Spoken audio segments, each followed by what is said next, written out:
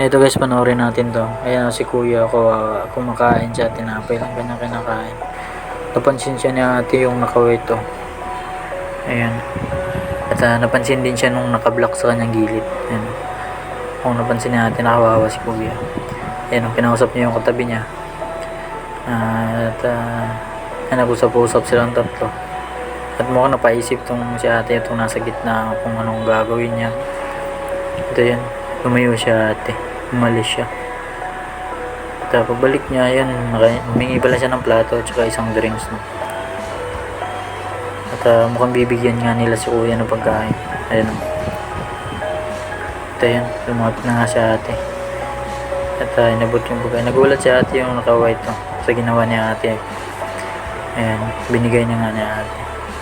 Hindi lang maganda itong mga babae to, may mabubuti rin puso. Hindi akalain ni kuya na bibigyan siya ng pagkain.